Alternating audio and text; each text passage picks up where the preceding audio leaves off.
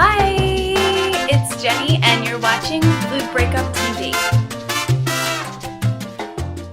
This week's episode is all about the crazy similarity between dating and dieting. I've found that when you start to think about food like a dude you're dating, your whole perspective changes.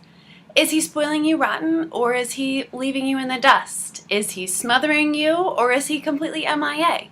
There's a healthy balance to every relationship, and that includes food relationships. Since most of you probably haven't ever scrutinized your food relationship, we'll start with dating, since most of us have been down that road at least a time or two. So let's start with the bad, since I love to always end on a high note. When they're bad, nothing seems to be going right in your life. Your energy level is dragging. You tend to see the glass half empty. Your self-esteem is completely in the dumpster. You're constantly thinking about it. And you feel unsettled, confused, and anxious when you're apart. Have you ever felt this way in a relationship before? I know I have, and it totally sucks. So let's go back through the list thinking about food this time. When your food relationship is bad, nothing seems to be going right in your life. Your energy level is dragging, obviously, because you're probably not eating right. Whether you're eating too much, too little, at the wrong time, the wrong foods, all these things can affect your energy level. You tend to see the glass half empty. Your self-esteem is in the dumpster. I know when I used to struggle with my food relationship, it was really depressing. I felt out of control, like I just, I couldn't get a handle on this major part of my life, and it's really frustrating. Next, you're constantly thinking about it. You're always thinking about food or lack of food. It consumes your thoughts. And you feel unsettled, confused, and anxious when you're apart. If you don't know when you're eating again, it can be really stressful. Or if you have a social event coming up and you know there's going to be food everywhere, that's really stressful too. So all these things come into play with food relationships.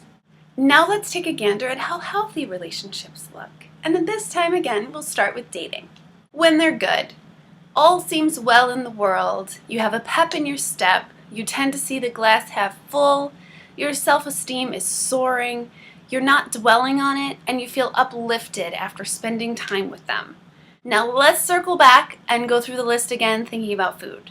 When your food relationship is good, all seems well in the world. You have a pep in your step because you're eating right, you're not eating too much or too little, you're spacing out your meals properly, you have a balanced diet, and your body is happy and nourished.